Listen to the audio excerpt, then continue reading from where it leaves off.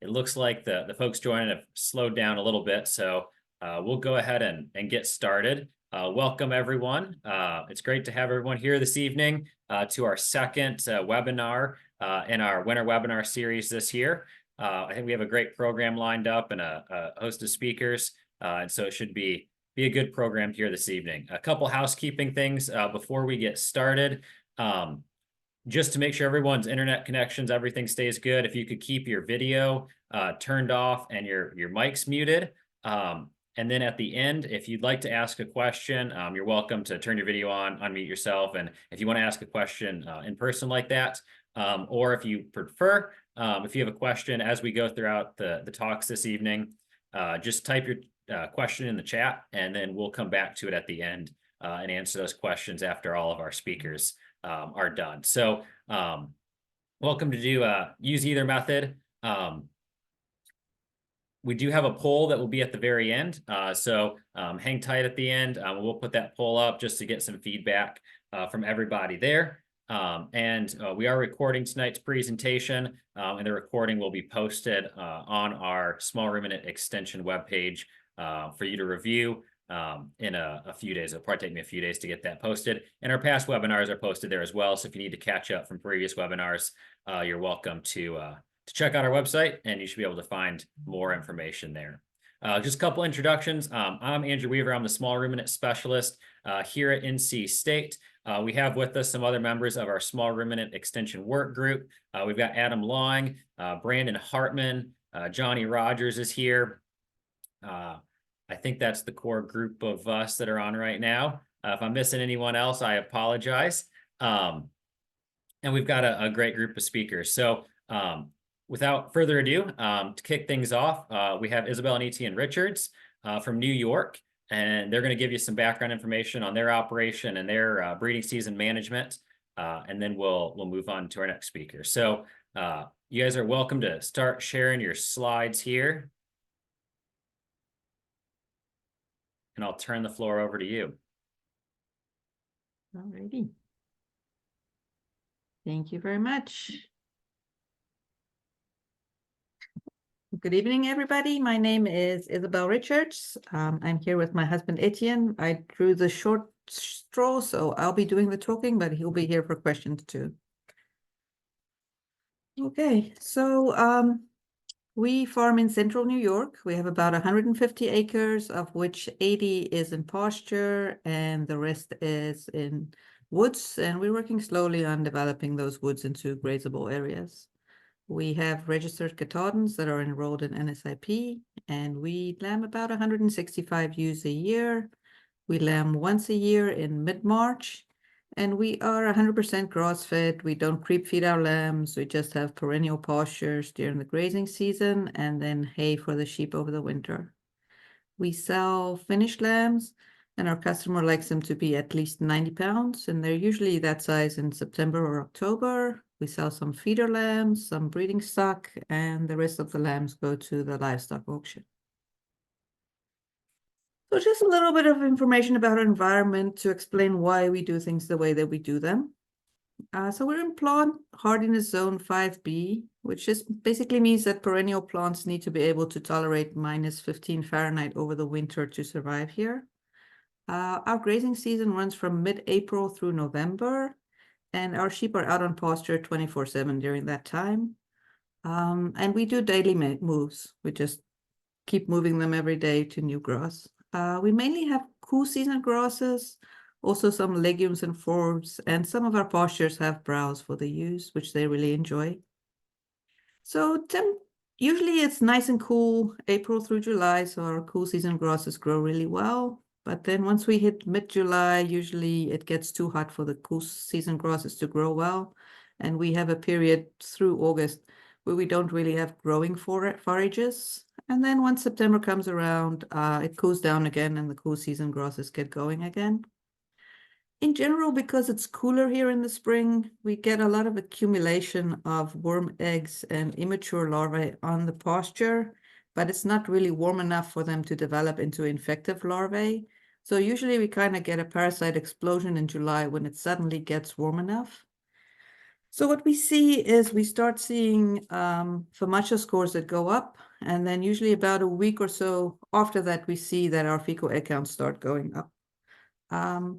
So we generally don't deworm our adult animals, but we do deworm our lambs based on whether they need it or not. So we only deworm lambs that show us that they need it based on FAMACHA.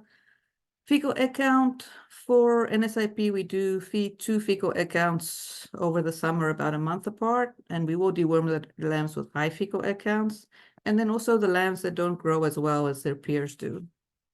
And then once winter comes around, our animals are in the barn eating hay from December through April. So the big reason why we only lamb once a year is just because we try to work with the seasons, and I'll try and explain our reasoning for why we breed and lamb when we do. So in general, the highest nutritional needs for ewes are during lactation. So preferentially would have them lactating when we have growing grass, which would be either in the spring or in the fall. But we also want to minimize the time that we feed second cutting hay, because that is more expensive and is also not all that available around here. So we need to feed second cutting hay to the ewes while they are in the last month of gestation and while they're lactating.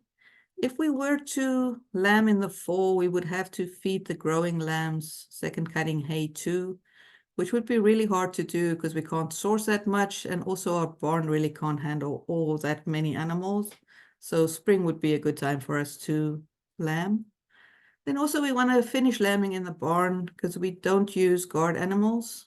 We only use electric fence to protect our lambs out in the pasture.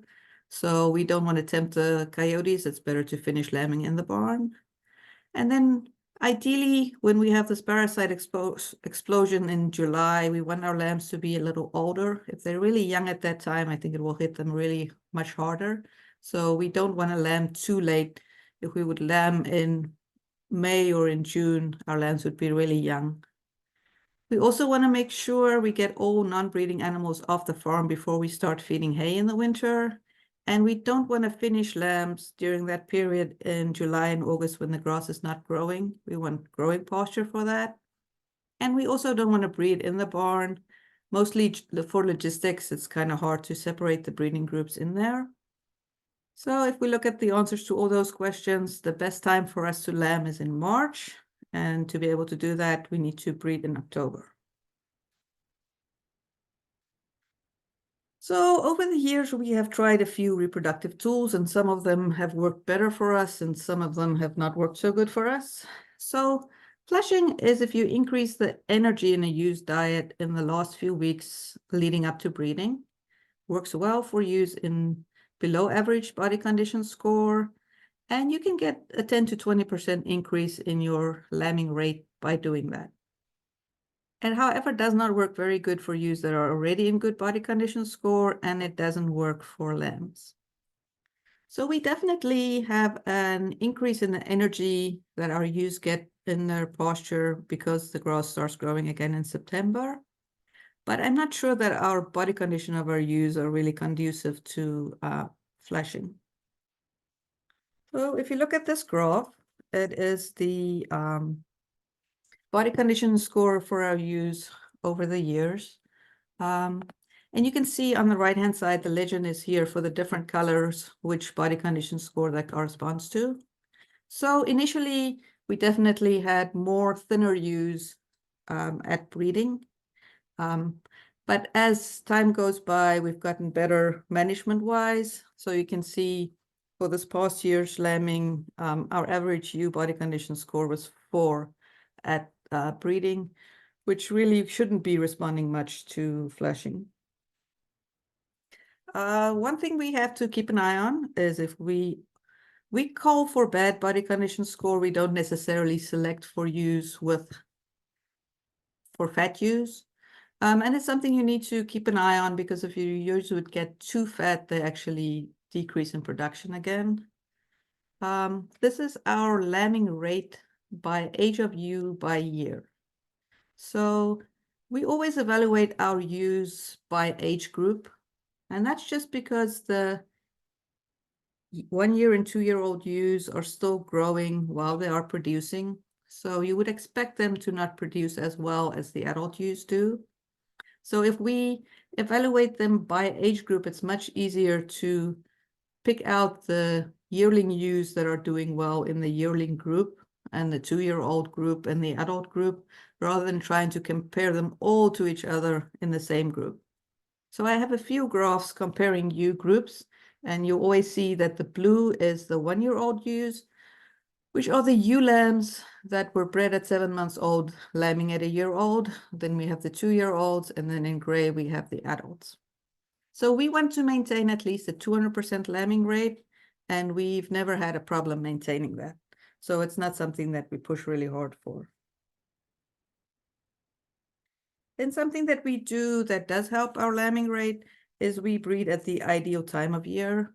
Sheep are short day breeders naturally, and even though Catons can breed out of season, they typically have a better, higher lambing rate if you breed in the fall. Ram effect is exposing ewes to the smell and seeing a ram before you start breeding them for a few weeks. And that should help to get any ewes cycling that are not cycling already, and should also tighten up your lambing window.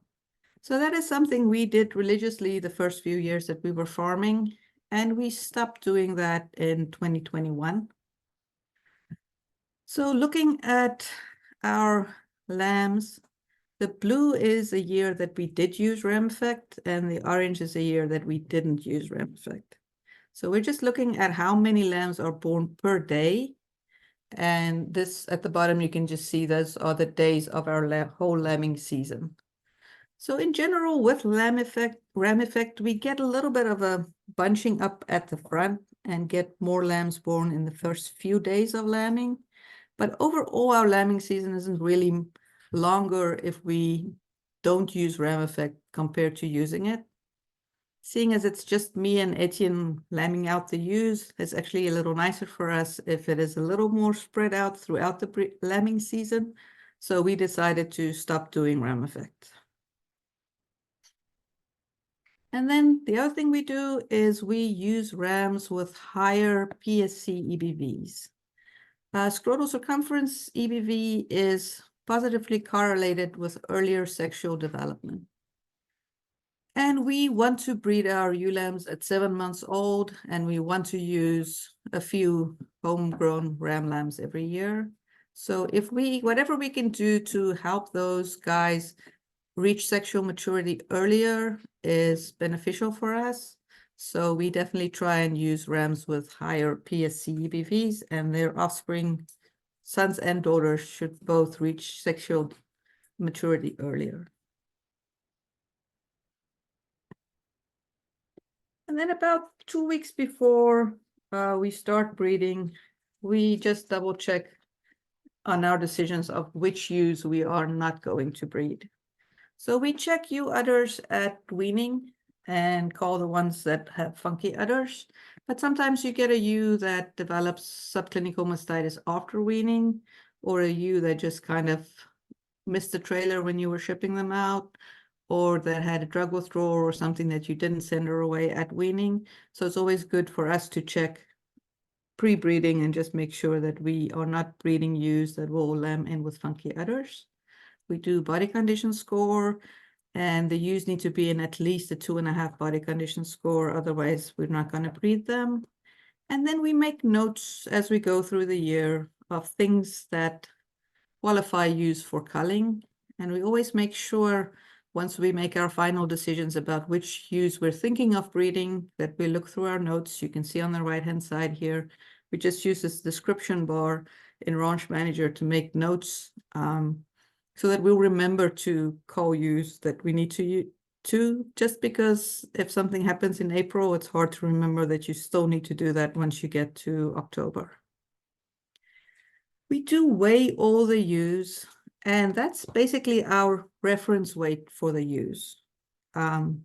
It's the most equitable time of year to weigh the ewes, because if you would weigh them at weaning time, the ewes that weigh triplets will be skinnier than the ewes that only raise a single.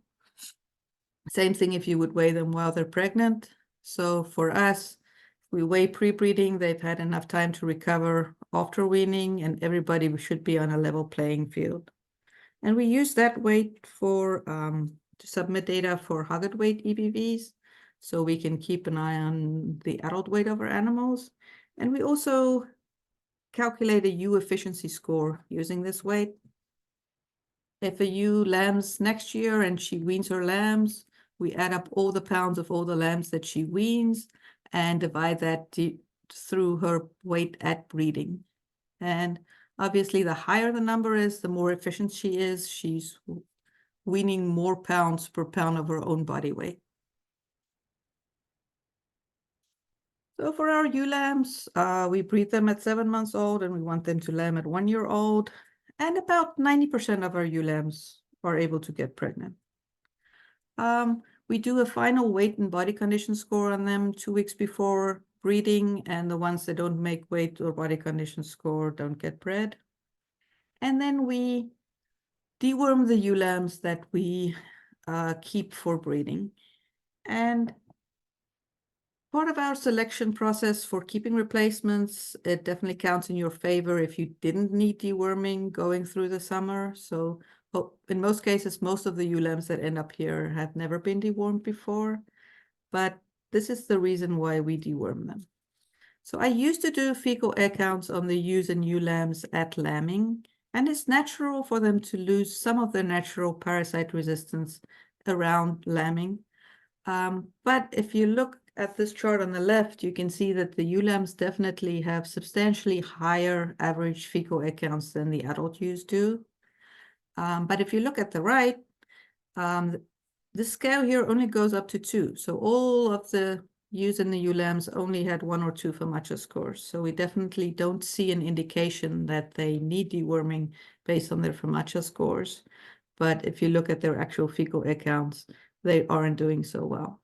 So in general, our ewe lambs actually have better fecal air count EBVs than our adult ewes, but they're under a lot more stress going through pregnancy and lambing than the adults are because they are still growing.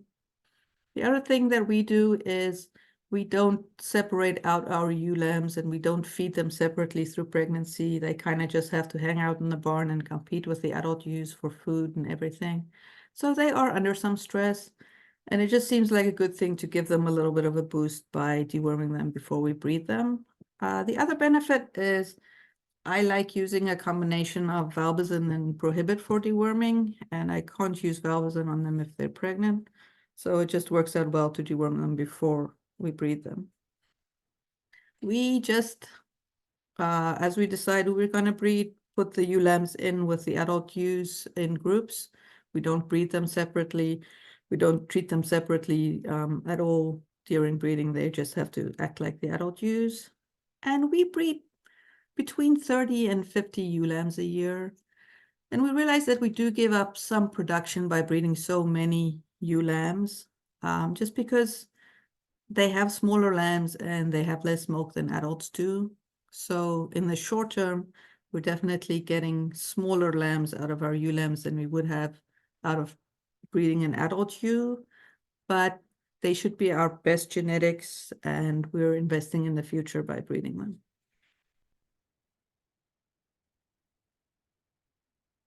The boys really should be in good body condition score because they've been doing nothing all year round. If we have rams that are in poor body condition score before breeding, there's something wrong with them, or they're really just not adapted to our management system. So if a ram is in poor body condition, we won't breed him. And they should be in good general health. We make sure to note if anything goes wrong with the rams over the summer, because they will be infertile or subfertile for about 6 to 8 weeks or after anything that gives them a fever. So we make sure to keep good notes, because if a ram has a problem in late August, he's probably not going to be up to snuff for breeding in October. And then we do check their testicles. They should be nice and even sized. They should be freely movable in the scrotum. And if you things can go wrong, so we always make sure that we have a backup ram. It's usually an extra ram lamb that we hold back that has good enough EBVs that we would feel comfortable using him for breeding if one of the other rams would have an injury or an accident. So we make our breeding decisions and allocate ewes to rams, and then we sit in the house and assign a colored crayon per ram and just color code all the ewes according to the ram that we are breeding them to. And then we run all the ewes through the chute and mark them in between the shoulder blades with the color of the ram that we are breeding them to.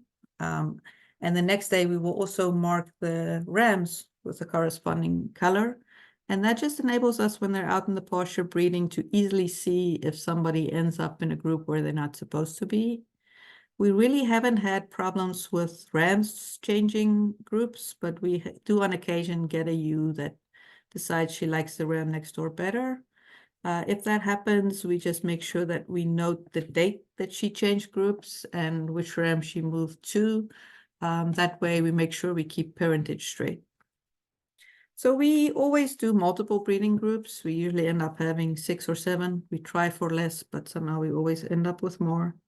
And we will give adult rams up to 50 ewes and ram lambs up to 25 ewes in a group.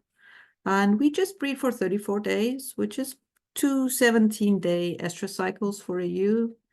And then we do 20 days of breeding with our ideal pairings.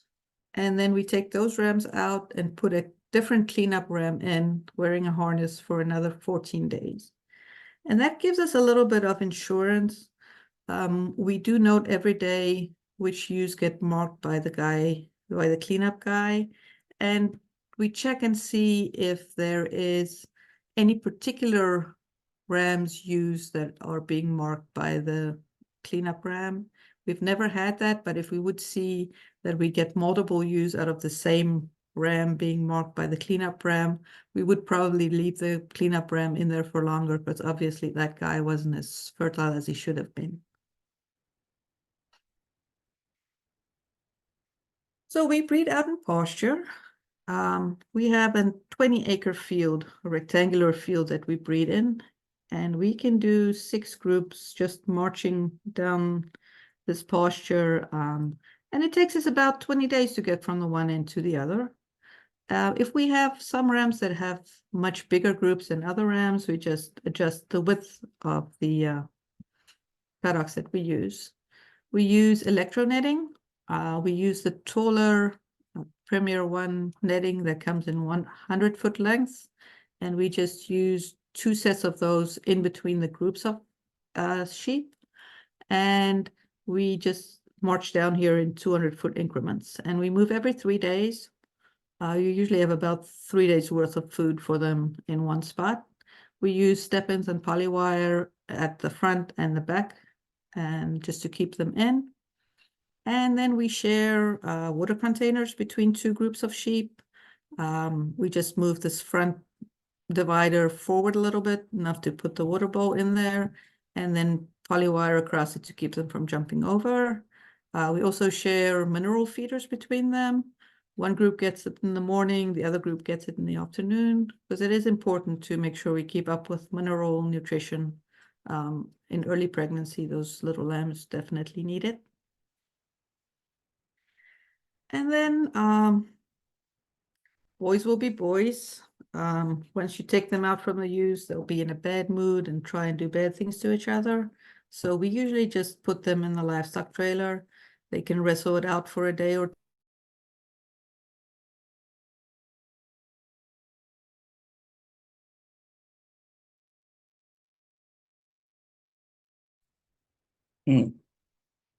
guys are just really not interested in fighting with the little guys. So we're usually just fine by putting him back in there. So that is all I have to share. Looking forward to seeing what Dan and Kyle has to say.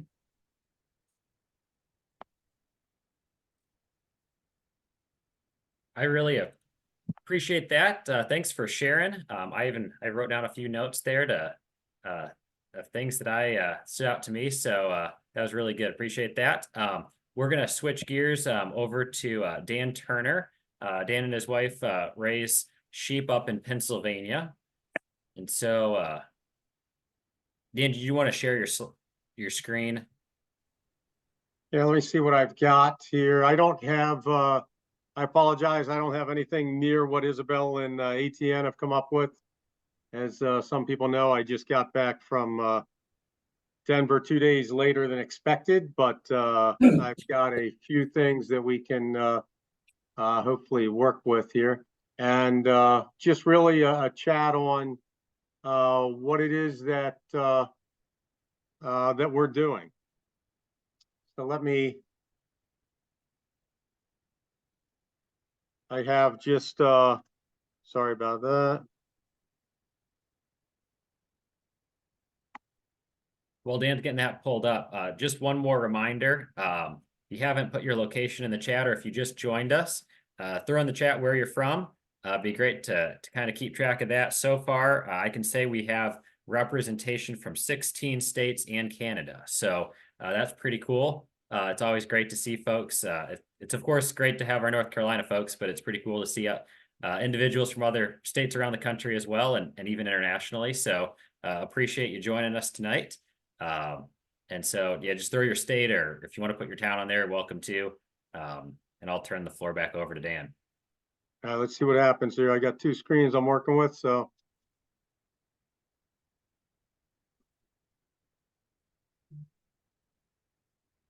Are you seeing that? That's basically our website. Looks good. Okay. So we are very intensive into NSIP, and realistically, a lot of the decisions that we make are based on the genomically enhanced estimated breeding values that we have for all of our animals. So we don't do everything to optimize maybe like lamb growth and such, because we won't take a triplet and split those up and maybe give one of them to a ewe that only had a single, so that they both have pairs. Our belief is that ewe might be able to raise triplets, and her EBVs will be better reflected if she is able to raise those. And realistically, if she's able to raise those triplets to a good weaning weight, then that pounds weaned per ewe goes up, and that's really what makes a farm more efficient, more effective. So we really take a lot of our practices and use them around the things that will basically show which animals are the better producers on our farm. And even though, and I think I can scroll down here a little bit, our farm is on 100 acres, and we have it divided into, at this point, 17 different permanent pastures, and then we will put temporary fencing across those pastures whenever the forage is growing really strong. But you can see in some of these pictures that you can tell the forage in one field is different than the other. We will sometimes use T-posts, steel T-posts, drive those into the ground to make our corners for our temporary fencing. But most of our permanent fencing is spread out somewhere about 150 to up to 250 feet apart in rows, so that it's usually, if we're using electronetting, we're able to do it with 2 lengths of electronetting. I'm not a big electronetting fan. I'm way bigger a fan of polywire. So we're usually splitting our fields up with polywire. And I say that because I caution people using electronetting along roadways and other places that animals can get spooked. They can run into that electronetting and end up not being able to make it out of it. We're running over 300 ewes here, and we're doing that in 2 different flocks, but it's not always completely separate flocks. We will, there's no one place to start whenever we talk about our breeding process, because the breeding process actually starts even the year before. You know, we're mating animals this year, planning on being able to use some of their progeny for what we're going to mate to next year. You know, we're constantly trying. We're doing a continuous improvement process on these Katahdins. And a little background on me is I'm a first generation farmer, and sometimes I say I'm a half a generation farmer. I've had sheep for about 20 years because of a border collie, but we bought the farm in 2013. So just 10 years ago is whenever we decided we really needed to, what are we going to do with this farm? Hey, let's make it a sheep farm. We have sheep. Whether that was a good or bad idea, that's what we did. And we decided we were going to use Katahdins. We had some wool sheep that seemed to be pretty labor intensive. And so we went with the Katahdin breed. And as we were looking at what animals we were going to buy for the farm, I remember going to a KHSI Expo, and that's a Katahdin hair sheep international expo. And I don't want to make this too much about Katahdins, but any breed, this is relative to any breed, that we went to that show and there was a sale there, and we were pretty well determined, we were going to buy the best ram at this sale, and that's how we were really going to be able to move our flock along. And as we went to that sale and we started looking at the animals, we had no way to figure out what was the best animal at that sale. And we talked to some people from NSIP, and all of a sudden started realizing, hey, there's some quantitative analysis that's going on some of these animals, but these other animals didn't have any of that, and they looked way better. But maybe it's because of what they were eating and how they were being managed, and not maybe they wouldn't fit into our management system as well, and we may not end up having the same animal a year later that we bought. So we believed in the philosophy then of the NSIP, and we bought a thinner animal that actually just grew great on our farm, and we started to realize that the philosophy or the theory of NSIP is that it kind of takes a lot of the management out, and it kind of breaks it down to the genetics, and chances are then, if they've got the right estimated breeding values, they will be able to perform in a variety of different environments equally well, let's say. And that's not to an extreme, but realistically, we're in South Central Pennsylvania. We don't have too bad of extremes here. So that's kind of what we do. Is we got into the NSIP philosophy. We started collecting a ton of data, and we started growing our flock. And what we found is that by having a larger flock, it gave us a lot more animals to sample from to keep pushing our flock forward. And what I was surprised about, since I'm not a lifetime farmer, is that when we bought Katahdins and we started into this, basically we thought sheep were sheep and the sheep breeds were what they are. And what we quickly learned is that they are being continuously improved, and we decided that we wanted to be part of that process, utilizing the NSIP. So as I mentioned, we started out with a few. We kept a lot of our own replacement stock, kept a lot of our ewes, and we really tend to breed for the numbers. And a lot of people they just cringe at that. But we've got enough animals that whenever we breed for the numbers, we can then look at those animals once they're on the ground, check out the phenotypes, and we can determine which ones are going to be the breeders and which ones are going to be the meaters.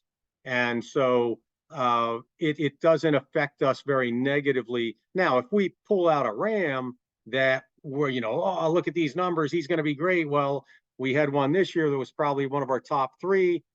He had a little deformity on his back, and and I really just couldn't even breed him. And so, you know, we never put him in. So if there's something obviously wrong, we're not going to do that.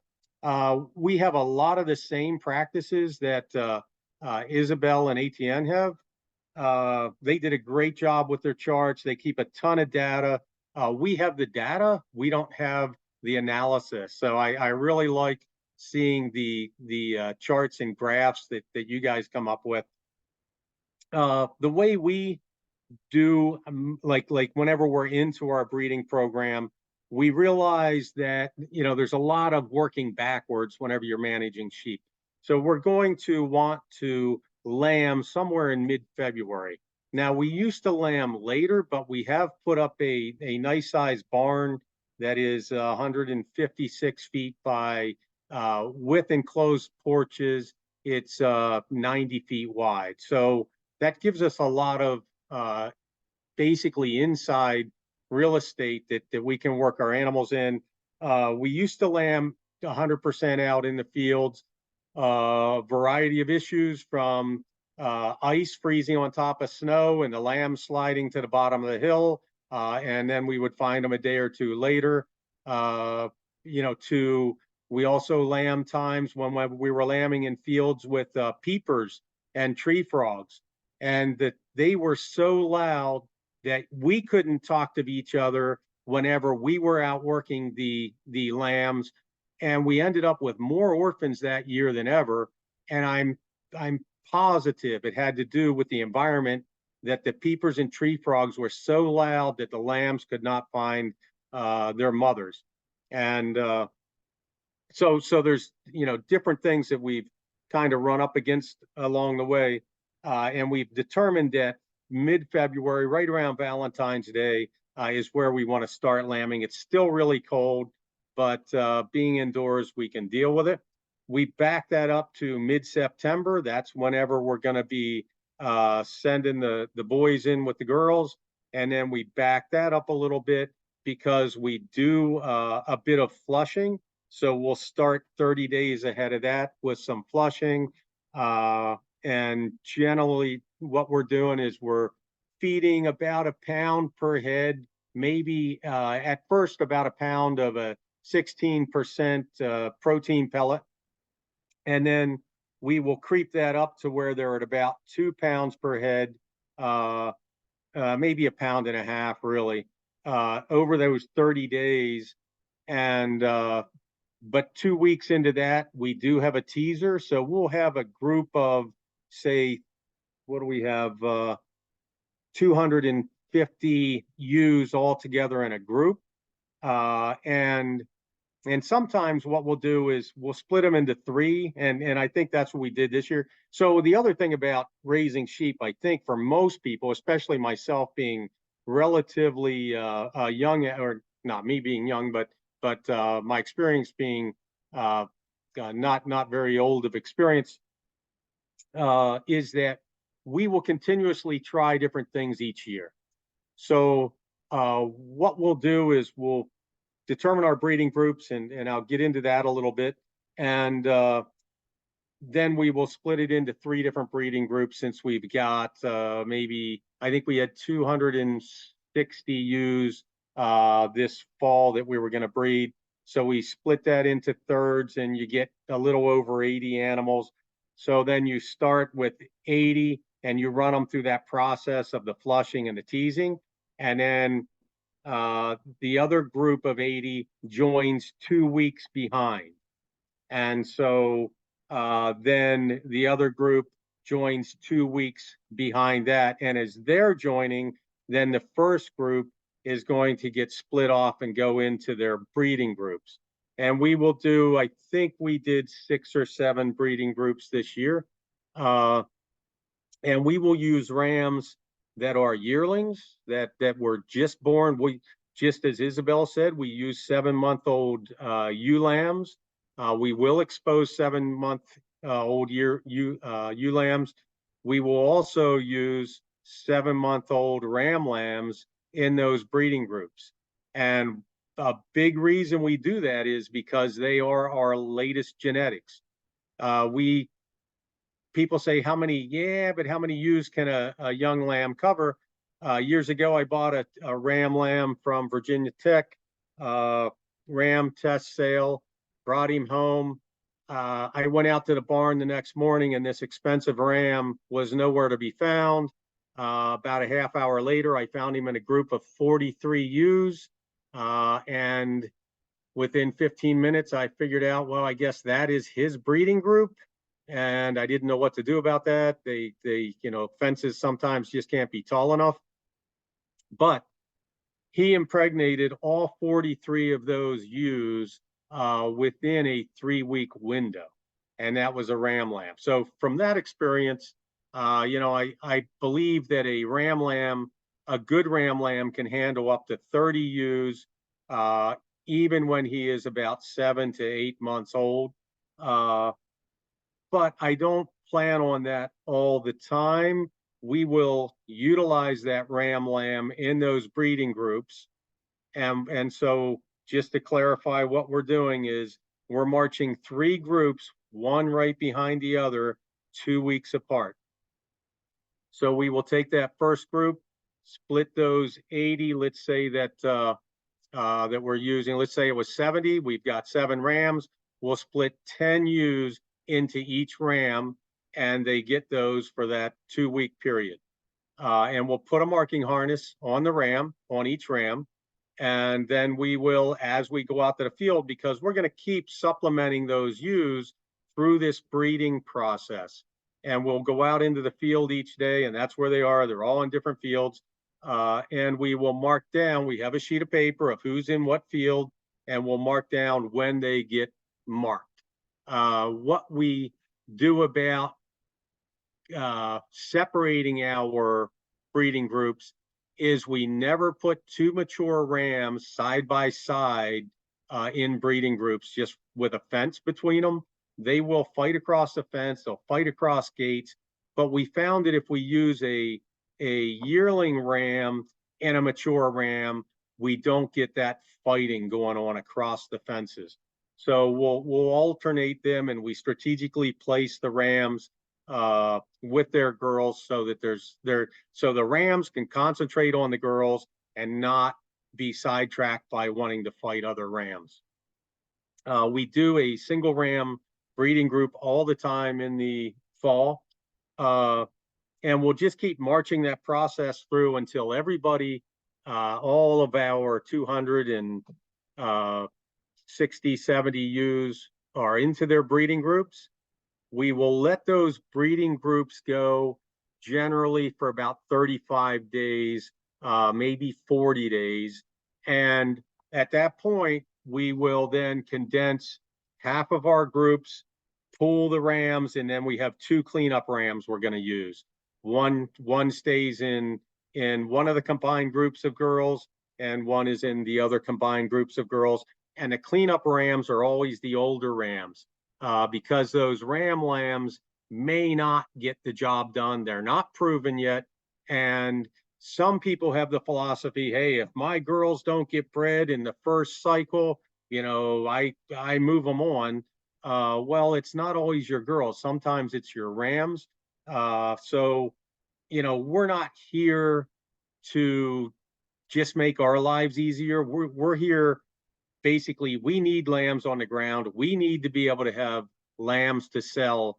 So kind of like Isabel even said, if the breeding season drags on a little bit, we're okay with that. It's a little easier on us.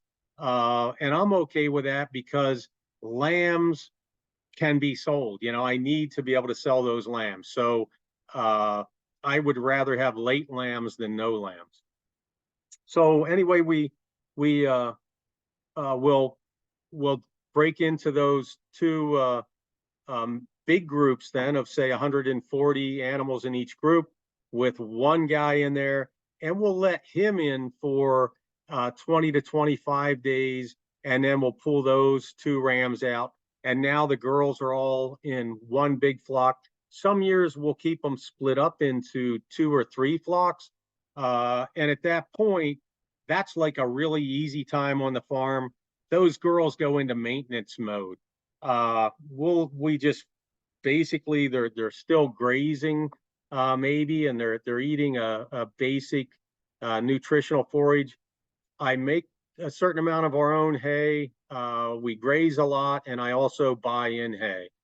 So we feed a lot of hay, and I'm not spending.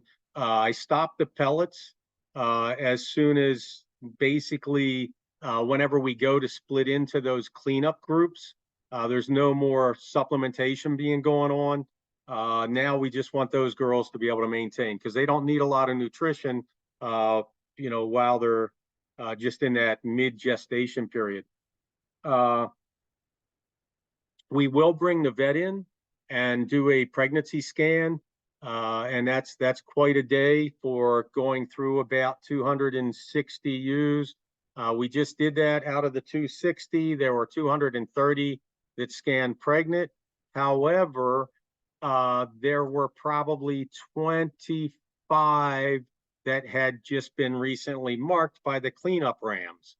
So we will keep track of that, and we'll be able to determine who was missing these girls. Why did these girls get marked in the cleanup groups?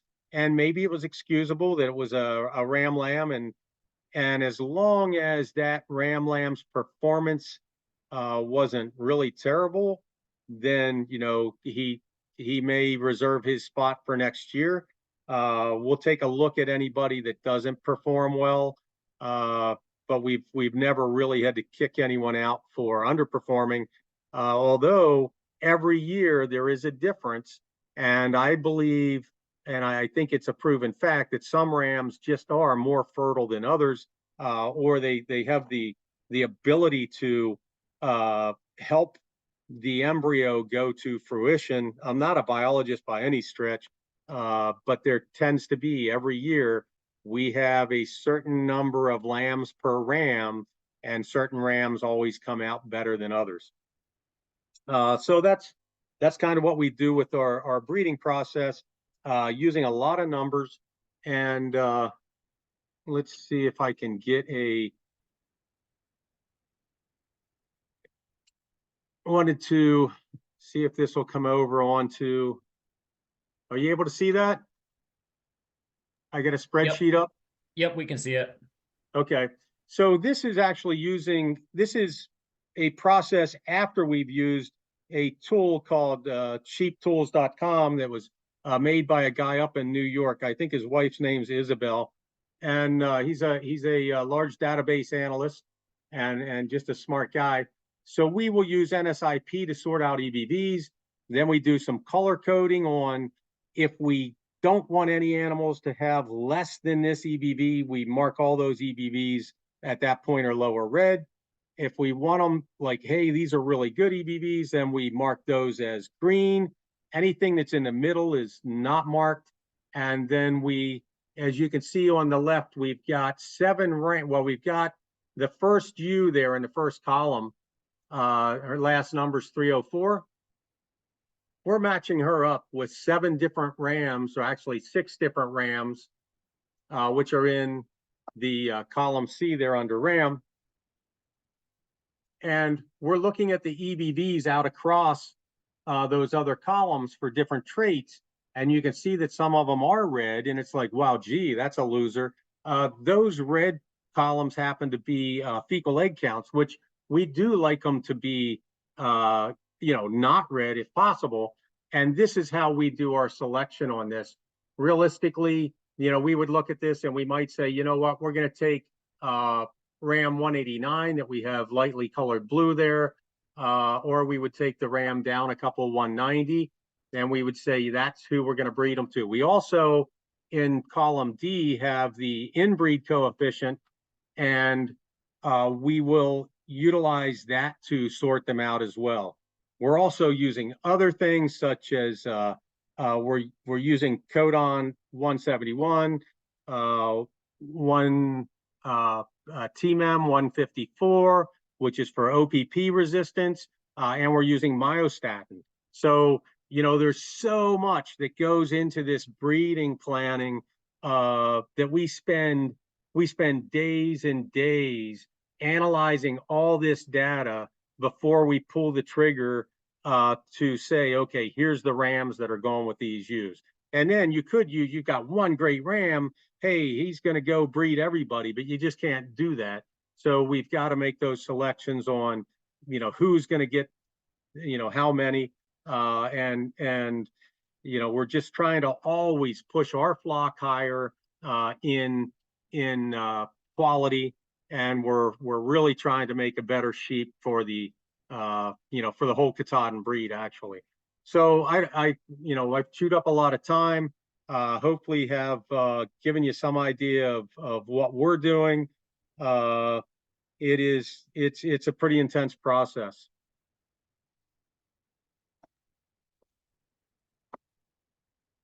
Thanks, Dan. Appreciate you sharing that, and appreciate you kind of bringing the genetic side and the reproductive management and breeding season all together, because we need to remember it's really a system, and there's not a single kind of management area that should be considered alone.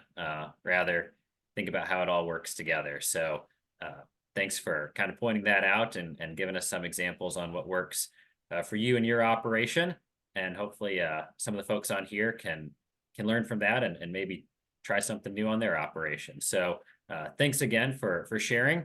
And we'll move on to our final speaker. We have Kyle Mayberry. Many of you have probably heard of the Biltmore Estate. And most often we think about the big house there, but they also have quite a significant livestock operation, running both cattle as well as Dorper sheep. And so Kyle is the Director of Livestock Operations there, and he's going to share about their breeding program with their Dorper flock. The floor is yours. Thank you, Andrew. Can everybody hear me okay? We can hear you. Okay, sounds good. Well, I appreciate the opportunity and really have enjoyed Isabel and Dan's talk about their hair sheep programs. So as Andrew mentioned, I am the Director of Agriculture at the Biltmore Estate in Asheville, North Carolina. Some of you may have varying degrees of knowledge of what Biltmore is, so I'll give a little background. We are the largest privately owned home in America, built in 1895 by George Washington Vanderbilt. The home itself is 175,000 square feet. So I know you all are thinking you could fit a lot of sheep in that enclosure, but we instead put about 1.7 million guests through that house and through our property each and every year. So I am in the destination agriculture business, but we also have a very productive data-driven livestock and row crop agricultural enterprise as well. So I'll go through a little of that detail. So Biltmore has been in the agriculture business for over 125 years. Really, George went out to build this really large home, but really the property and the way we managed the land was truly where his heart was. And so from its inception, Biltmore has had a history of agricultural innovation. This picture on the slide here is from the early 1900s. It was actually our dairy facility. Biltmore was the largest dairy in the Southeast United States, milking primarily Jersey cattle. This picture is kind of a symbol of our agricultural innovation, because today it's that same building and that same structure is part of our winery operations, and it's actually where our wine and tasting rooms are in the old dairy milking barn. So that barn still stands as a beacon of the agricultural business that we've been in for over 100 years. George was really state of the art in the way he approached his dairy business, and that business evolved over time to what business we have today. Today, our agricultural programs are really a diverse enterprise. As Andrew mentioned, we have around 300 mama cows, Black Angus beef cows. We have around 150 mature Dorper and Dorper Katahdin ewes. We have several dozen Berkshire sows, and at any point in time have a couple hundred feeder pigs on the property. And then we have several hundred acres of row crops that we all blend into this agricultural business of this self-sustaining estate. George set out 125 years ago to produce products on the property that his guests could enjoy. And that really is central to our mission today still. So one of the differences you'll probably see between the presentations earlier is we're kind of, I mentioned we were 125 years old, but we're really just now coming into the modern era over the last couple of years. So we've spent a lot of time and effort in putting production data and a lot of holding accountable to our livestock to meet a certain standard. We are very new to NSIP, and learning about that each and every day. So you'll see some of our early learnings as we've come into that program, and some of our youth productivity block in the presentation today. But I came to Biltmore around 5 years ago, and we set with 3 guiding principles, and that was to really use data and informed analytics to drive profitability and progress of our agricultural businesses. Second is to leverage our brand value and how we market those agricultural commodities. Obviously, we have a tremendous brand presence that's been established being the Biltmore estate, and so how to leverage those products through that brand was critical in the direction we wanted to go. And then, as I mentioned earlier, we're in the destination agriculture business. We get a rare, very unique opportunity to engage guests that may have varying degrees of interest in agriculture to no interest in agriculture, and we get to engage those guests about our agriculture story, and not just the Biltmore agriculture story, but agriculture on a bigger stage. And so we want to further develop ourselves as a world-class leader in ag innovation, genetics, and ag storytelling. So our hair sheep flock 5 years ago was completely a white Dorper ewe flock. Today we have about 150 Dorper and F1 Dorper Katahdin cross ewes.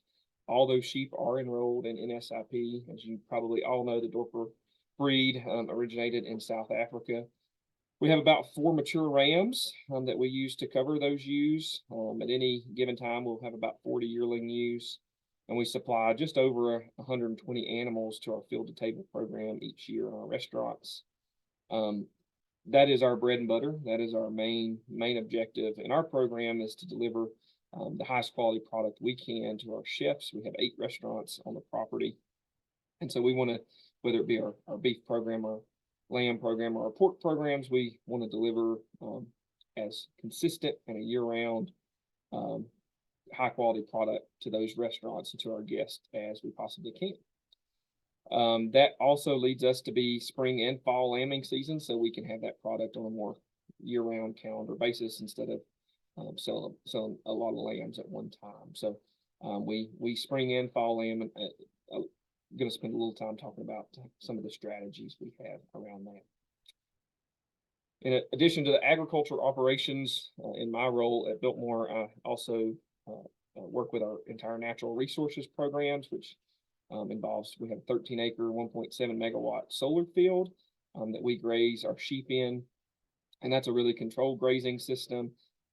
Year-round grazing, we're planting, we have perennial pasture in part of that field, and we have annual pasture that we'll plant crabgrass or Marshall ryegrass in, depending, during different seasons. And so we try to really integrate that solar field into our grazing system on a pretty large scale. We also, as part of our natural resources, have a state-of-the-art composting facility that we take waste streams from all of our different agricultural businesses and our restaurants and take those waste streams and then take that compost and apply it back to our agricultural land and our turf as well. That program produces about 100 tons of finished compost each and every month. So those systems all work in concert with one another. Just to give you a little context of our field to table program and kind of the production, on our beef side, our carcasses are going to average about 825 pounds at a hanging weight. So we're delivering about 120,000 pounds of finished beef annually. Our lamb is about 8,000 pounds of lamb annually. That's a 65-pound carcass, and sending 60 plus animals in both the fall and the spring. So those are spring lambs in the fall lambs in the spring. And then on our hogs, we're going to do an average of about 280 pounds hanging weight, so over 40,000 pounds of pork annually. And there in our photo, those are two of our lamb chops in one of our restaurants. I hope everybody's had supper. Sorry. In our pre-breeding management, just kind of big picture of what we do, approximately 4 weeks before we introduce rams, we're going to run that entire ewe flock, whether it's spring or fall ewe flock. We're going to booster their CD&T. We actually booster CD&T pre-lambing and pre-breeding. We found that the cost of that extra booster is not prohibitive to make sure we get good coverage on a 6-month basis instead of an annual basis. We also check FMACHs and do composite fecal egg counts. Our typical composites are going to be, our like ewes are going to be much like Isabel's presentation. We're going to do our young ewes, our middle-aged ewes, and our older ewes, and based on body condition. So we'll have, in a group of 75 ewes, we'll have 7 to 8 composite groups that we run composite fecals on, and those are usually subgroups of our breeding groups as well. We also give an injection of BOCI and vitamin ADE. The strategy around the BOCI injection pre-breeding is to reduce that oxidation damage that selenium can have a role in. It's been shown in livestock nutrition and management to improve reproductive efficiency, and we'll talk a little bit about some of those successes we've seen since we've implemented that. And the vitamin ADE obviously is a micronutrient, and vitamin E has a role with selenium in the way that is synthesized on a molecular and cellular level. So we have found great success with those introduction of those, especially in those ewes that we're breeding in the spring for fall lambs. We've seen a major impact there. So I have just some raw data for you to kind of tell a little bit of a story and some of our metrics that we use to talk about in and out of season breeding. Historically, we only lambed in the spring and had fall breeding season. But when I started 5 years ago, we started exploring those fall lambing seasons. As you can see in the first line, it didn't go great the first time. We had a lot to learn. We had a flock that had never been put in that kind of pressure to deliver on those fall lambing seasons. So we put a lot of selection pressure on those ewes that we expect our ewes to, when asked to conceive in the spring and lamb in the fall, we expect them to do it. And through culling pressure, we've been able to get that preg rate up over 10%, our lambing rate up over 30%. One of the metrics we use and that drives a lot of our decision making is pounds of lambs weaned per ewe attempted. So that's total pounds of total lamb crop divided over the number of ewes that we initially tried in the breeding season. So we measure in that metric are capturing some growth traits, some productivity traits, and some reproductive traits to try to capture success or failure. And so that's a metric we use a lot. And you can see, obviously, our spring lambing ewes still outcompete our fall lambing ewes, but our fall lambing ewes have really gained a lot of ground to be still competitive in our system and still not giving up the productivity that we saw in those first couple of lambing seasons. And that really has driven a lot of success for us in our overall product flow for our restaurant purposes and our field to table program. So those are, and just to give you a little context of our data, the ewe preg rate is, total number of ewes put in. Lambing rate is going to be actually lambs over ewes attempted. That's not just ewes that are pregnant, so that captures another preg rate. Our lamb mortality includes stillborns, any kind of mummies or anything we experience there. And then that pounds weaned per ewe attempted is the metric there. So really from a data management standpoint, an NSIP standpoint, this is a young flock. We've only been enrolled in NSIP for, I guess, 2.5, almost 3 years now. But really laying the groundwork to understand where we started and what success looks like for us. But that's kind of what I had prepared for you tonight, Andrew. And I hope that gives a little insight to some of our management systems. Yeah, appreciate that. It's good to see some hard data on spring versus fall systems and kind of some of the compromises there, but you all are doing it pretty successfully, and looking at that pounds of lamb weaned per ewe exposed. We always forget about that per exposed part, it seems like. Yeah. And that's right. so it's good to keep in mind those females that don't get pregnant. So we still have to pay the feed bill unless we get them preg checked and send them down the road right away. So thanks again for sharing. At this time, we'll open the floor up for questions. There's a few questions in the chat, and we'll start working our way through those. If you have any other questions, feel free to throw them in the chat, or if you want to unmute and ask them that way, you're welcome to do so as well. So the first question we had in the chat, I believe this was earlier on this evening, and so I think it's targeted at the Richards. Have you tried to grow Lesbodisa with the high level of condensed tannins? Have you all or anyone else had any experience with that? No, we haven't. In the first year, we tried to plant additional feed for the animals, and we realized that there's a lot of effort that goes into restoring the pasture after planting, and then we made the decision for ourselves that all the feed we use is perennial. So we have, in our area, it's mainly orchard grass and some timothy, and that's it. We don't plant any annuals or any additional feed for our sheep. So we don't experiment with anything other than what grows pretty much naturally here.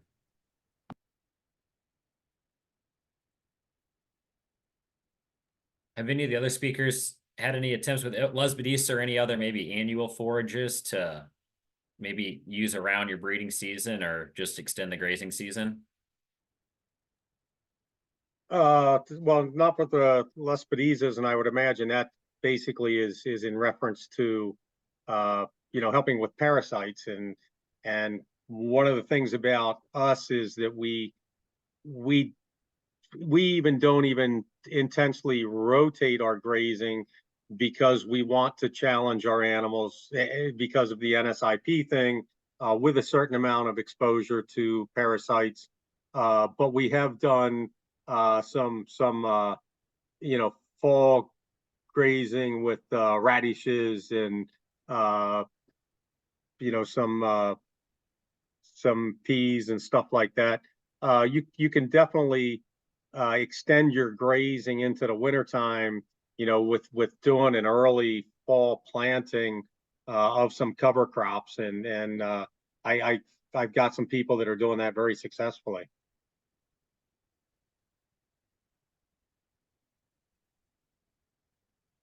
We've had a lot of success in our part of the world with crabgrass in both our solar field and some of our other fields that we can kind of control graze. We've also had a lot of success with wheat and some ryegrass on some of our residual crop fields, grazing sheep over those crop fields in the winter. So we have a lot of success and see a lot of improved growth rate on some of those young feeder lambs. But I don't have experience on the Lesbodisa piece. So next question, and I believe this was oriented at the Richards as well. You took a screenshot and you showed the software, the record keeping software that you use, and someone was asking what that product was. You may have mentioned it briefly, but if you wouldn't mind just telling us again what that system is that you use to keep track of your records. We use Ranch Manager. It's cheap and basic, but it does what we need it to do. We haven't switched to using EID yet. If or when we do, we will probably we will have to use another software package. But right now, when we weigh our lambs, like over 300 lambs, it'll take like an hour and a half to do it, doing it manually without EID. So we don't have a problem yet. So we haven't found a reason to go to something more expensive. I think Ranch Manager, for us, it cost us $150. From that, we can export the data to import it into Pedigree Master used for NSIP. So yeah, it's real basic, but it does the job.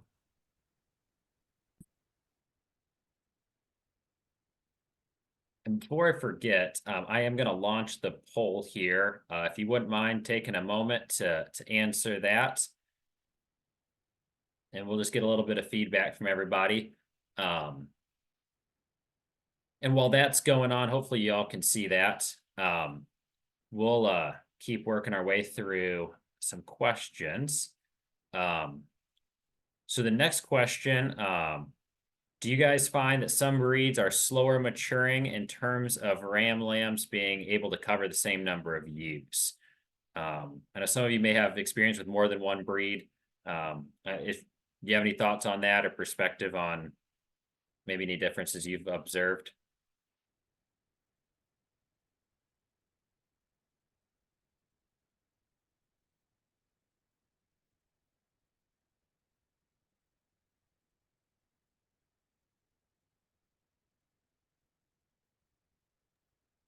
Yeah, I'll just say, well, we're a single breed. Yeah, so I can't say any comparison on breeds, but you know, I'm sure there's some differences, and then among the breeds, within the breed, you know, you've got your differences, and so, you know, I'm sure there's quite a variation, but yeah, I don't have experience. I don't know how the Dorpers are. Yeah, you know, from our perspective, you know, not a tremendous amount of variation. I mean, we're obviously not using Katahdins versus Dorpers. We're using Dorpers versus F1s. So we're not seeing a tremendous amount of difference in those rams. So.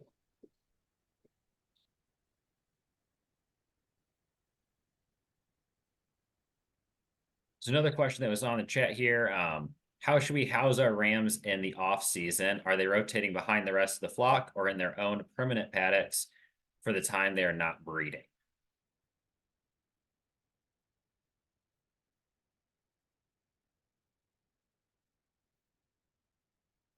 So we rotationally graze our rams, and then once we wean the lambs, they actually go in with the rams for the first month, the ewe lambs and the ram lambs.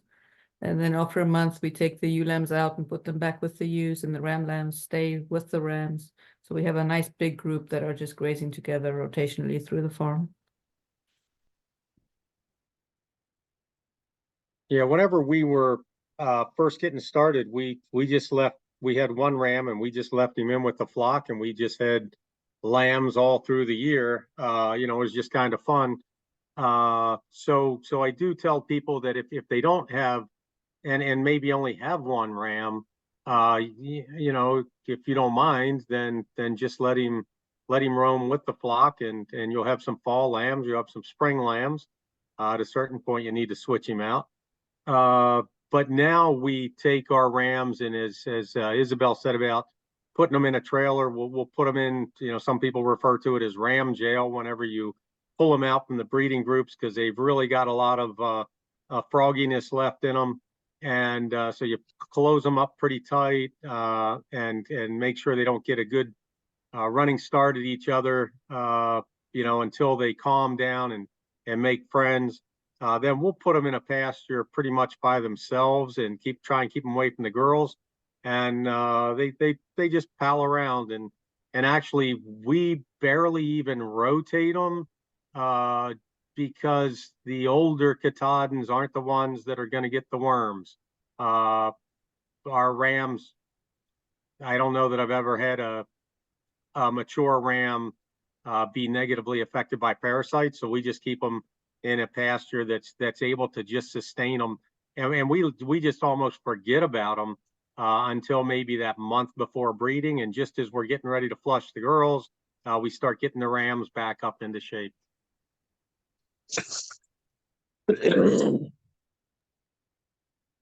We we found success. What we do in our breeding management is we're going to put those rams in individual breeding groups for the first, 25, 30 days. And then we combine all of our rams for the last 25, 30 days of that breeding season. So those rams are already accustomed to each other in a large breeding group. And so then when we take those rams out, they're already we found that some of the fighting after we pull those rams away from the ewes is resolved because they've already been combined together. So.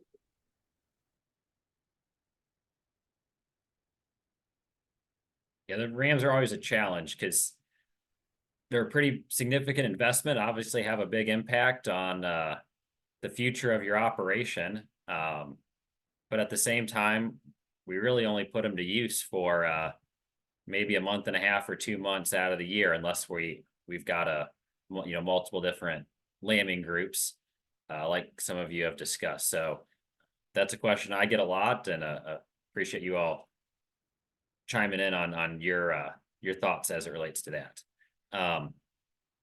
Yeah, so if there's any other questions, you're welcome to unmute yourself or type them in the chat. We'll give it just another minute or two here. There was a comment about some more goat material in future series. And I realized tonight was pretty sheep oriented, but we will try to cover some more goats in the future webinars coming up in this series.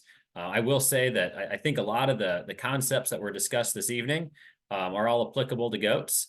So a lot of those kind of management, the timeline and the different management practices as it relates to managing different breeding groups and keeping track of everything and some of those records and metrics, I would say are applicable to raising goats as well. So you can kind of adapt what you've heard tonight to a goat flock, or a goat herd, I should say. Hey, Andrew, if I could just say something else, that one of the ways that we started our fall breeding group is that the 7-month-old girls that didn't breed in that first exposure at 7 months, we then kept that group that didn't lamb in that spring, and we then exposed them in like that April, May. And so they were then, let's say maybe 13 months old whenever we put the ram with them. And a lot of those girls would then lamb in the fall. So instead of going a whole year without any lambs out of them, we were able to get lambs that year, just, later on in another, say, 6 months. So that's, it's kind of like if somebody didn't breed then, now they've got to go. But, we try to take advantage of every ewe on our farm. If we can blame ourselves for her maybe not getting pregnant, we'll give her every chance we possibly can. Yeah, that's a great point. We've done that. We've got here at the university, we have a spring and a fall flock, and we'll do some similar things to try to get ewes back into production as soon as possible. So there's another question that popped in the chat while you were talking. Are there some breeds that will only lamb once or only breed once a year? Or will having a ram in full time ensure ewes lamb, potentially multiple times in a year? I guess what are your thoughts on leaving rams in full time versus, why do you guys, I think all three of our speakers mentioned pulling rams out at the end of the breeding season. What's the theory behind that? We have a product we need to deliver at a certain time where we can get a premium price. So all our lambing is geared towards that, and then working with nature, where we are 100% grass fed. We pretty much, as Isabel went through our decision making for when to lamb, it's really so that we can use the resources we want to use to make this happen without any additional supplementation. So for us, it's really our management and our market that's dictating it. And we're trying to develop more of an aseasonal so that we can do fall breeding, because of the economics of lamb prices are higher for those meat cuts in the spring than they are in the fall. So if we can be lambing in the fall and selling in the spring, it's a better economical practice. We can sell our rams, generally our fall-born rams, for more money because other people are wanting to have the same thing, and those genetics tend to follow through. And a question of, not all breeds are able to breed out of season, and even within a breed, not all of the animals will be able to breed out of season. So, if somebody says, Katahdins are aseasonal, they'll breed any time of the year. That's not true. The same as if somebody says, oh, Katahdins, they're parasite resistant. That broad statement is also not true. You've got to evaluate those traits because just because they're in that breed doesn't mean that they are that way. And there are extremes, that could be. Some will breed maybe all the time, and others just will never breed, except for in the fall. Yeah, to piggyback off what Dan said, I'm a firm believer there's as much within breed difference as there are between breeds in terms of any trait you look at. And we've seen that to be true on usability to breed out of season or, atypical fashion. So we've selected for it and made an impact. And there are some very productive, very prolific ewes that will just not breed in the spring and lamb in the fall. So we've seen that on several different traits. So kind of building off that, I guess, how do you decide when it's time for the ewe to go? You've all stated, I mean, you have a defined breeding season, which is something we recommend as well.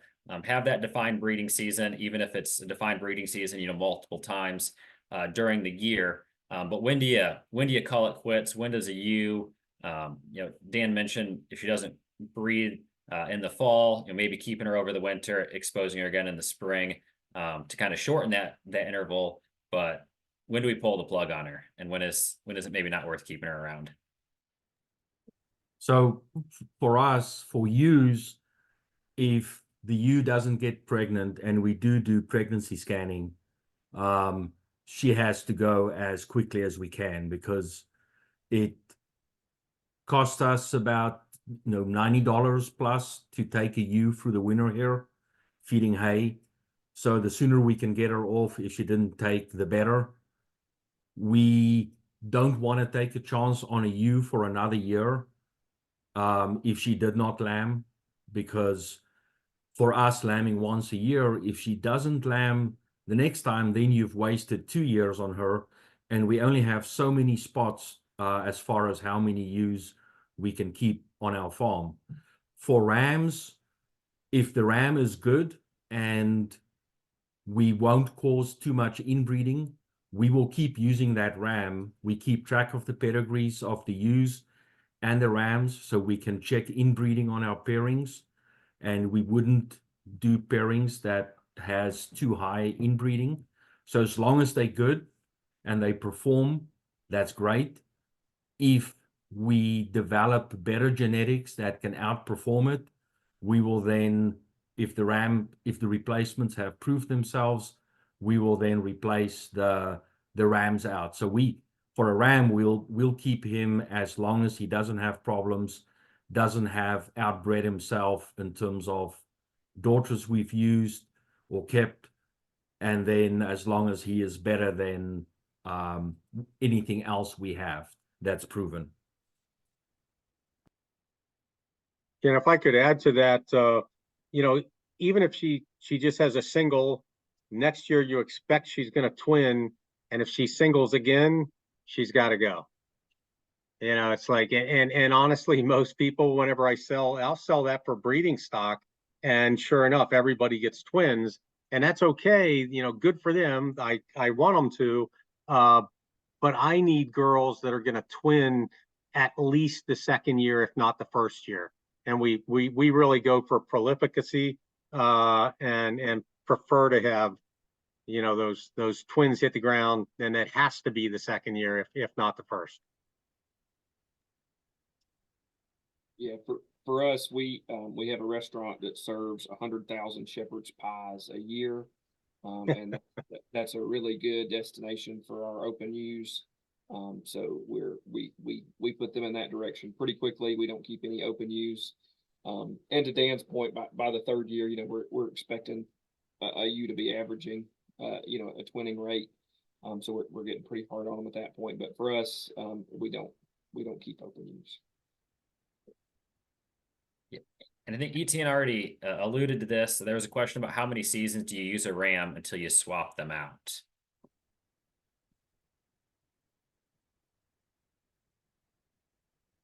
Well, we've got enough ewes that we can use a ram for probably 5 or 6 years.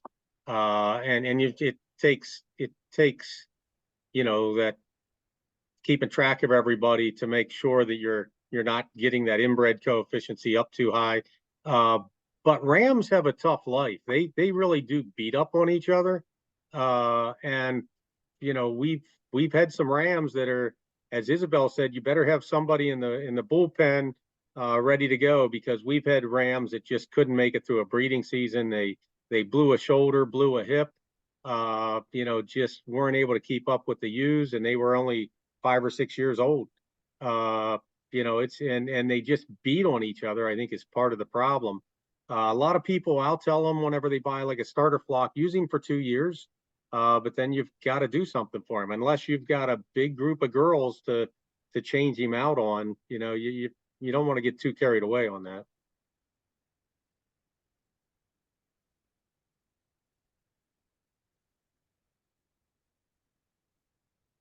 Yeah, and there was, Dan, you almost answered this. You may have already kind of answered this already. There's a question, an individual is just getting started with a small flock, only 6 ewes and a ram. Once you get through the first breeding season, do you need to purchase another ram for the next breeding season to breed the offspring of the original ram? Like, how does this person's wondering how that all works? They're just getting started and curious on your opinions on that. Yeah, so that breeding back to the lambs is going to be a 25% inbreeding coefficient, and that's as high as you want to go. And so then it's like, okay, so use him the first year, go ahead, use him the second year, but don't use him the third year. He's got to go. I think that's how we always recommend it.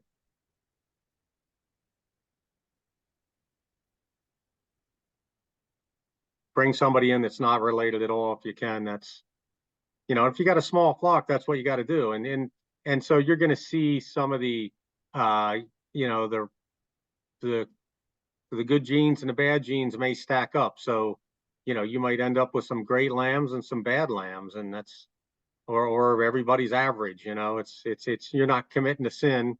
You just don't want to keep going down that path too far. And while we're on the inbreeding topic, there was another question, what you would consider to be too much inbreeding, or do we just want to completely avoid inbreeding? It's like, how long is a piece of string? So as the inbreeding increases, you do get inbreeding suppression on different traits. So for a larger flock that is looking at making a life out of it, you really need to manage inbreeding. For us personally, we try and stay below 3% inbreeding, which I think, you know, if you try and put it in terms of in terms of human relationships, it's quite low.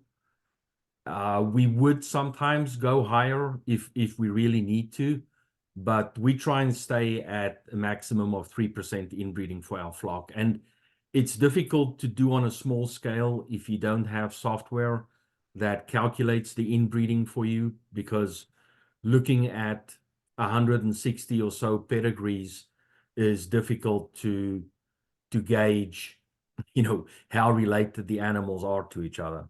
So for us, we try and set an upper limit of 3%, but people have different opinions how they look at it. Yeah, this is Tatiana Stanton. And you know, my PhD is in animal breeding and stuff. And so that, at 12% inbreeding, we'll definitely see if those traits genes are coming from unrelated parents, you're not going to see a depression. But if they're coming from a 12% inbreeding, you do start seeing depression. So it's going to be very minor. But I would say, a person with six ewes and a ram, there's really, that ram should probably leave after that first 6 ewes. If they can find someone else with another set of 6 ewes that they can trade that ram with, that's sometimes a solution. But I know as an extensionist, I'll usually recommend to that person with that small flock that they do send out that ram that first year. And that's one reason why I'll often push them not to buy a real expensive ram that first year when they've got that small herd or that small flock.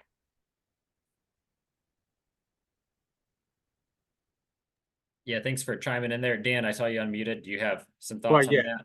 Yeah, I mean, realistically, that's definitely preferable, but for most people, they just don't want to spend that extra $500, and it's like, well, then go ahead and do that. And it's not it's as Tatiana said, not ideal. But I think on most hobby flocks, it really doesn't, in my mind, doesn't really negatively affect where they're headed to. But yeah, it preferred, buy a new ram every year.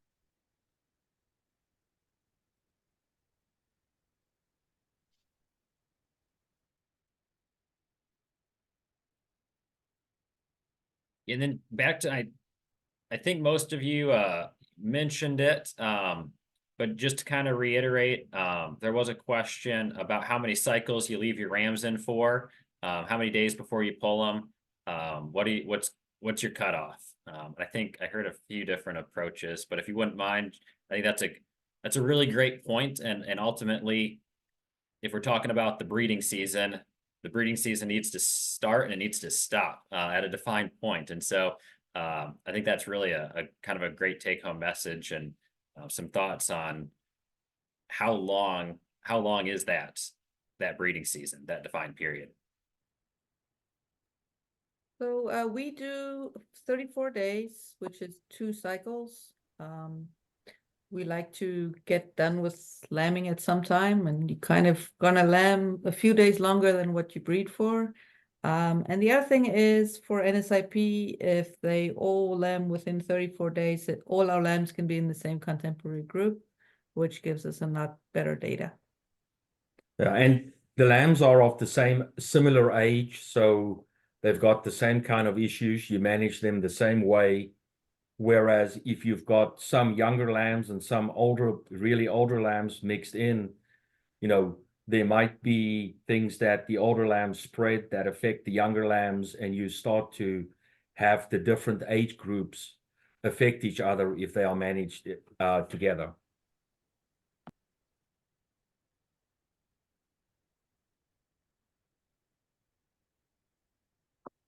And we're very similar to that on our intended, on our preferred breeding. We're going to do that 34 days, maybe to 40 days, and then we will throw them in with a cleanup. And we're almost always going to use a cleanup for us. Just I need to get lambs on the ground, and also whenever we're using those younger rams, they're just not all going to get covered. This year we used a bunch of younger rams, and our cleanup rams really were pretty busy the way it looked. It'll be interesting, and we change things up a little bit every year, and sometimes things just don't fall where you want them to, and instead of it being 34 days, it's 45 days. But yeah, you got to stop it at some point because maybe you've got a vacation or something, and but being spread out a little bit's good. So too many lambs in one day can just can wear you out pretty quick. So spreading out's good too.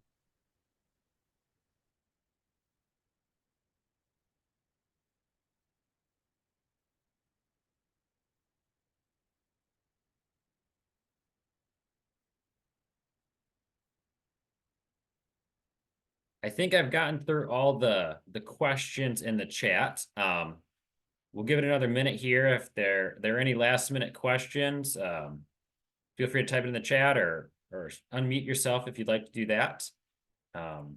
Appreciate everyone joining tonight, and big thank you to our speakers for taking time out of their busy schedule to share their thoughts and perspectives on this with us.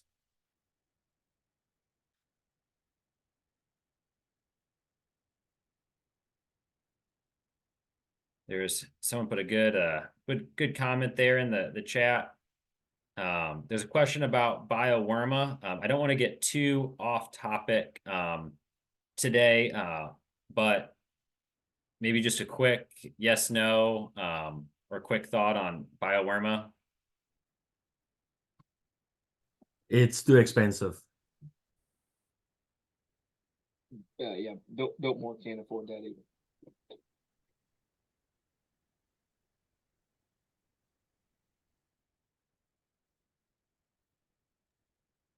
Yeah, there was a little bit of a presentation on that in Denver, I believe, and I, it is definitely a tool if you have the time and the money to utilize that tool. I think the preferred tool is genetics, and that's, so there's some of us that are trying to create and be able to separate out those genetically parasite resistant animals compared to the average ones. So, just pay attention to who's doing what with genetics with whatever breed you want to work with, and consider that as well. Yeah, I think that's a great point. And all of our speakers this evening are using fecal egg counts and selection practices to improve parasite resistance in their flocks. And if you want more information on parasite management and selection practices, I encourage you to also go back and check out our first webinar in this series. We had some good speakers that highlighted that in a little bit more detail back in December. Check that out and let us know if you have any questions on that.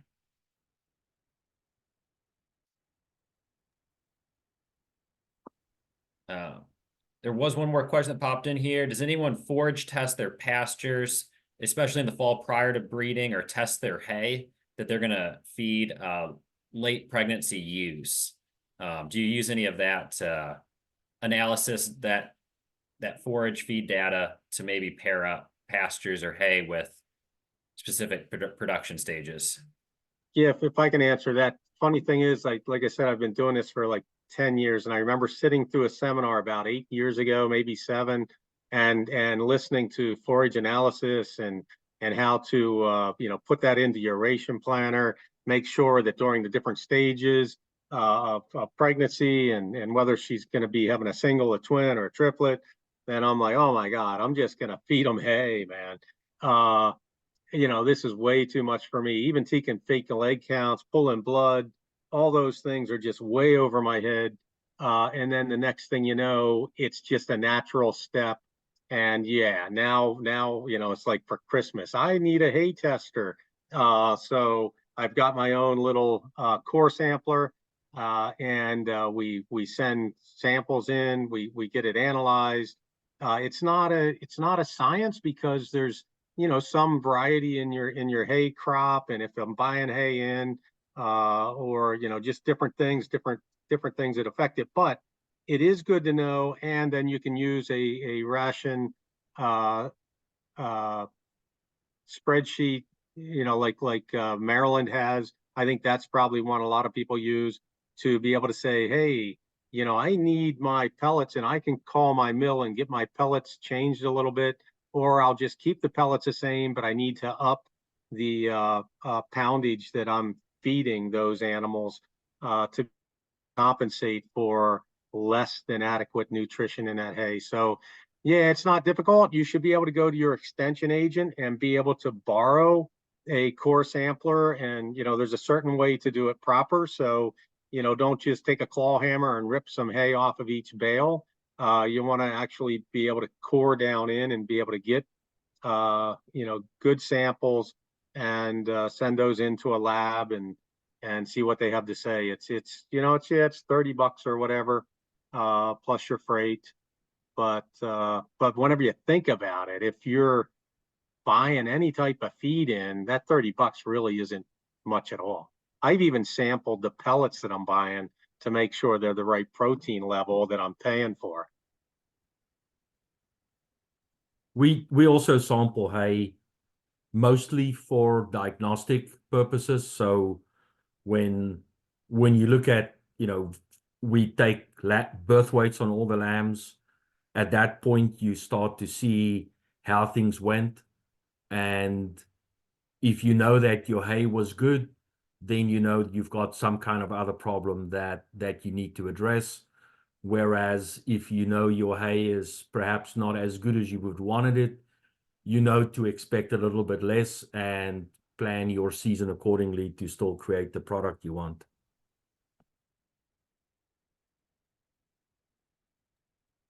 Yeah, same for us. We test all of our pastures each fall for forage analysis, and we test all of our hay, whether it's purchased or produced on property, just to make sure we can match the forage resources with the production scheme. Yeah, and I'll just mention for those of you that live in North Carolina, a forage analysis at our state lab is only $10. So it's very affordable, and what you're going to save in feed costs is going to pay for that forage sample, that analysis any day of the week. So highly encourage you to get that done and work with your local extension agent. If you've never done it before, they can help you. Most of our extension offices have a hay probe, and so they can get that to you, or they can come out to your farm and help you get that sample collected and sent off. It's a really great tool to utilize in your management system. So I think that that wraps up all the questions that were in the chat.